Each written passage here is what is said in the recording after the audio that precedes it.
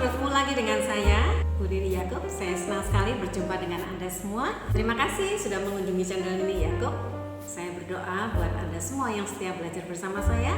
Kiranya Tuhan memberkati Anda dengan berkat-berkat yang dari surga, dan apa yang Anda impikan di dalam kehidupan ini diberkati oleh Tuhan. Ya, sekarang kita akan belajar kembali firman Tuhan dengan judul berbuah dalam Kristus atau tinggal di dalam Yesus, yang diambil dari Yohanes pasal 15 ayat 1 sampai dengan yang ke-8. Tapi sebelumnya kita akan berdoa dulu supaya Tuhan yang akan berbicara kepada kita melalui firman-Nya. Mari kita berdoa. Tuhan, terima kasih karena kami diberi kesempatan untuk belajar firman Tuhan. Penuhi kami semua dengan kuasa kudus Tuhan, supaya kami boleh mengerti apa yang ingin Tuhan ajarkan kepada kami. Terima kasih Tuhan, berbicara kepada kami semua. Kami semua siap mendengarkan. Hanya di dalam nama Tuhan Yesus kami berdoa dan mohon pimpinan. Amin. Anda semua pasti pernah makan buah anggur ini ya. Bagaimana rasanya buah anggur? Buah anggur itu rasanya ada manis dan ada sedikit asam-asam gitu ya. Tapi buah anggur ini segar sekali rasanya pada waktu dinikmati. Perhatikanlah gambar ini. Nah, ini adalah pohon anggur ya. Rasanya seperti tadi, manis dan ada rasa asam-asam sedikit ya, tapi lebih banyak manisnya. Perhatikan gambar ini. Buah anggur ini adalah pohon yang merambat ya, sehingga pemiliknya pada waktu dia menanam pohon anggur ini harus membuatkan rambatan ya, tempat merambatkan ranting-rantingnya. Tanaman anggur ini untuk mendapat nutrisi dan semua yang dibutuhkan untuk menghasilkan buah yang segar seperti ini dari pokok anggurnya ya. Ini pokok anggur itu yang batang yang besar sekali ini, dan ini ranting-rantingnya. Nah, rantingnya ini harus selalu terhubung dengan pokok anggur ini, supaya ranting-ranting ini harus terhubung dengan cabang-cabangnya ya, ini cabang-cabang, supaya dapat menghasilkan buah. Nah, apa yang terjadi jika buah anggur ini jatuh ya, jatuh ke tanah? Apakah dia akan tetap menjadi segar, atau pada waktu rantingnya ini patah? Apa yang terjadi dengan buah anggur ini? Buah anggur ini pasti busuk ya. Atau pada waktu pohon anggur yang belum menghasilkan buah, ketika rantingnya patah, dia pasti mati. Pada waktu ranting ini terpisah dari pokok anggurnya, apakah dia akan menghasilkan buah? Pasti tidak bisa ya. Nah, hari ini kita akan belajar dari Yohanes 15 ayat 1 sampai dengan yang ke-8. Di dalam bagian ini Yesus berbicara tentang pokok anggur. Yesus memakai perumpamaan ini karena orang-orang pada masa Yesus mengerti bagaimana bercocok tanam anggur. Bahkan mungkin dari antara para pendengar itu, mereka memiliki kebun anggur. Yesus berkata di dalam Yohanes 15 ayat 1, "Akulah pokok anggur yang benar dan Bapakulah pengusahanya." Ayat 2, "Setiap ranting padaku yang tidak berbuah dipotongnya, dan setiap ranting yang berbuah dibersihkannya, supaya ia lebih banyak berbuah." Di dalam ayat 1 Yesus mengatakan, "Akulah pokok anggur yang benar." Apa artinya itu? Yesus sebagai pokok anggur, Yesus sebagai pokok anggur ya, ini pokok anggur ini, dan orang percaya adalah ranting-rantingnya. Nah, di dalam bagian ini Yesus ingin menjelaskan setiap ranting itu harus terhubung dengan pokok anggur ya. Nah, orang percaya adalah rantingnya, menjelaskan Yesus ingin kita harus selalu terhubung dengan Yesus, supaya dalam hidup kita dapat berbuah. Seperti ranting-ranting ini harus terhubung dengan pokok anggurnya. Yesus adalah pokok anggur dan kita adalah ranting-rantingnya. Yesus ingin menjelaskan bahwa kita harus terhubung dengan Yesus, seperti ranting-ranting yang dapat menghasilkan buah kalau dia terhubung kepada pokok anggur. Di dalam ayat selanjutnya Yesus berkata di dalam ayat 4, "Tinggallah di dalam aku dan aku di dalam kamu. Sama seperti ranting tidak dapat berbuah dari dirinya sendiri kalau ia tidak tinggal pada pokok anggur. Demikian juga kamu tidak berbuah jikalau kamu tidak tinggal di dalam aku." Perhatikan, Yesus mengatakan tinggallah di dalam aku. Yesus ingin murid-murid kita, orang percaya, tinggal di dalam Yesus. Yesus mengatakan sama seperti ranting tidak dapat berbuah dari dirinya sendiri kalau ia tidak tinggal pada pokok anggur. Ini perhatikan, ranting ini tidak dapat terpisah dari pokok anggur ya. Jadi selalu connect ya, selalu terhubung. Demikian juga kamu tidak berbuah jikalau kamu tidak tinggal di dalam aku. Di dalam ayat 4, tinggallah di dalam aku dan aku di dalam kamu. Seperti ranting tidak dapat berbuah dari dirinya sendiri kalau ia tidak tinggal pada pokok anggur, demikian juga kamu tidak berbuah jikalau kamu tidak tinggal di dalam aku. Perhatikan, ini selalu terhubung ya. Ranting dan pokok anggur itu selalu melekat ya, terhubung, tinggal ya, tinggal bersama-sama. Artinya akan ada selalu hubungan ya, bersama-sama dengan Yesus. Nah, kata Tuhan di dalam ayat 2, setiap ranting padaku yang tidak berbuah dipotongnya dan setiap ranting yang berbuah dibersihkannya supaya ia lebih banyak berbuah. Nah, di sini kita lihat ada dua macam ranting ya. Yang pertama, ranting yang tidak berbuah ya. Ada ranting yang tidak berbuah. Lalu yang kedua, ada ranting yang berbuah ya, ranting yang tidak berbuah dan ranting yang berbuah. Nah, apa yang terjadi dengan ranting yang tidak berbuah? Ranting yang tidak berbuah itu dipotongnya.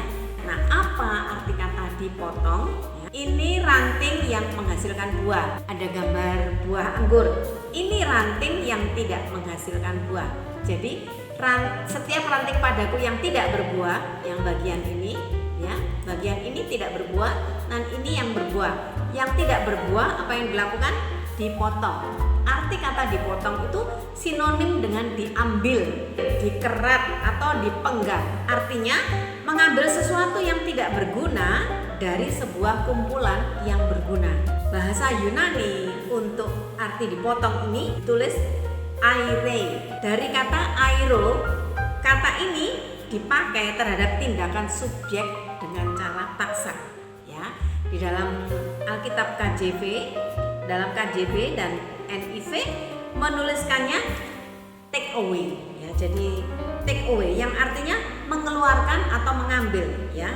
Demikian juga Tuhan Allah itu membersihkan dari segala sesuatu yang tidak berguna di dalam diri kita agar kita berbuah banyak. Pentingnya hubungan antara ranting dan pokok anggur. Tinggallah di dalam aku dan aku di dalam kamu, sama seperti ranting tidak dapat berbuah dari dirinya sendiri kalau ia tidak tinggal pada pokok anggur. Demikian juga kamu tidak berbuah jikalau kamu tidak tinggal dalam aku. Ayat 5, akulah pokok anggur dan kamulah ranting-rantingnya. Barang siapa tinggal di dalam aku dan aku di dalam dia, ia berbuah banyak. Mengapa? Sebab di luar aku kamu tidak dapat berbuat apa-apa. Yesus menjelaskan pentingnya hubungan antara ranting dan pokok anggur.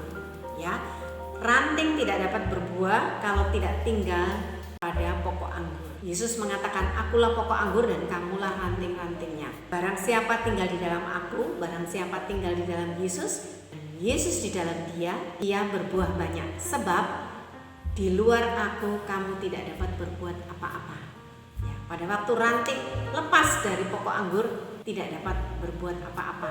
Demikian juga orang percaya pada waktu lepas dari Yesus dan tidak tinggal dalam Yesus, Yesus mengatakan di luar aku kamu tidak dapat berbuat apa-apa. Nah, itu sangat mengerikan ya.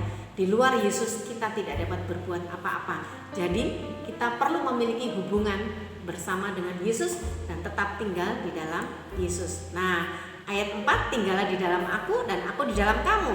Jadi Yesus itu menghendaki sebuah hubungan yang terjalin terus-menerus.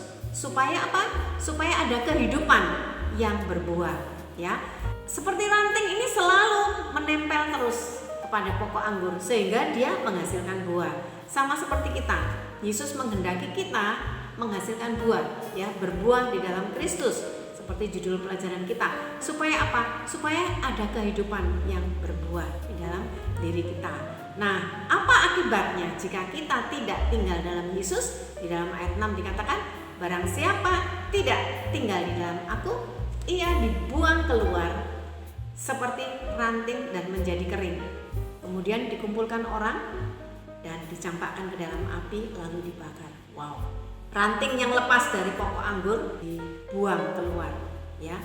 Karena dia menjadi kering, tidak ada gunanya, lalu dikumpulkan orang, dicampakkan ke dalam api lalu dibakar. Mengerikan sekali ya. Pada waktu kita tidak tinggal di dalam Yesus, kita tidak dapat berbuat apa-apa, kita menjadi kering lalu dibakar. Bakarnya di mana? Dibakarnya di dalam neraka, ya, api. Itu melambangkan neraka. Karena Yesus mengatakan, "Akulah jalan dan kebenaran dan hidup. Setiap orang yang percaya kepadaku tidak akan binasa, melainkan beroleh hidup yang kekal." Ya, ingat itu. Jadi, apa syarat untuk tetap tinggal di dalam Yesus? Di dalam ayat 7 dikatakan, "Jikalau kamu tinggal di dalam aku dan firman-Ku tinggal di dalam kamu, mintalah apa saja yang kamu kehendaki dan kamu akan menerimanya." Kamu memang sudah bersih karena firman yang telah Kukatakan kepadamu. Ya, pada waktu kita tetap tinggal di dalam Yesus, bagaimana caranya? Firman itu tinggal di dalam kita. Pada waktu kita tinggal di dalam Yesus, Yesus memberikan janji, mintalah apa saja yang kamu kehendaki dan kamu akan menerimanya. Wah, ini luar biasa ya, janji Tuhan. Pada waktu kita tinggal di dalam Yesus dan firman Allah tinggal di dalam hati kita, pada waktu kita berdoa, minta apa saja yang kamu kehendaki dan kamu akan menerimanya. Nah, artinya bagaimana? Bagaimana caranya supaya firman Allah itu tetap tinggal di dalam kita? Nah, di dalam bagian ini kita harus memelihara firman Allah senantiasa ada di dalam hati dan pikiran, sehingga menjadi penuntun di dalam hidup kita setiap hari. Lalu yang kedua, supaya kita memiliki hubungan dengan Yesus, kita harus memiliki persekutuan yang intim dengan Kristus, ya. Seperti ranting yang selalu menempel kepada pokok anggur. Mengapa? Supaya ada kekuatan dari Kristus. Seperti ranting itu mendapat kehidupan dari pokok anggur sehingga akhirnya menghasilkan buah, ya. Demikian juga kita, pada waktu kita memelihara persekutuan dengan Yesus setiap hari, itu kita ada kekuatan setiap hari dari Kristus yang menjadi pokok anggur, ya, sebagai sumber kehidupan. Nah, lalu yang ketiga, kamu memang sudah bersih karena firman Allah yang telah Kukatakan kepadamu. Nah, firman Allah itu memelihara kebersihan hidup kita melalui firman Allah, sehingga kita menolak dosa dan hidup sesuai dengan tuntunan Roh Kudus, ya. Itu syarat untuk tetap tinggal di dalam Yesus, yaitu firman Allah harus ada di dalam hati kita. Apa yang kita pelajari dari Yohanes 15 ayat 1 sampai 8 ini? Nah, pertama, kita harus ingat bahwa kita harus tetap tinggal dalam Yesus. Tinggallah di dalam aku dan firman-Ku tinggal di dalam kamu. Mintalah apa saja yang kamu kehendaki dan kamu akan menerimanya, ya. Lalu yang kedua, kita harus memiliki hubungan dengan Yesus terus menerus, tidak terputus, ya. Lalu yang ketiga, kita akan berbuah dalam Kristus jika kita tetap tinggal di dalam Yesus. Mari kita bersyukur untuk Yesus yang menjadi sumber kehidupan kita, sehingga dalam kehidupan kita dapat berbuah, ya. Di luar Yesus kita tidak dapat berbuat apa-apa. Karena itu mari kita senantiasa tetap tinggal di dalam Yesus, ya. Mari kita bersyukur untuk firman Tuhan. Tuhan, terima kasih untuk firman-Mu pada malam ini. Berkati kami supaya kami terus tetap tinggal di dalam Yesus, memiliki hubungan setiap hari dengan Yesus. Tuhan, tolong kami, firman-Mu membersihkan hidup kami sehingga hidup kami menjadi berkenan di hadapan Tuhan dan kami menghasilkan buah-buah di dalam kehidupan kami sehingga kami berbuah di dalam Kristus. Terima kasih Bapak, berkati semua orang yang sudah belajar firman Tuhan pada hari ini. Hanya dalam nama Yesus kami ucap syukur dan berdoa. Amin.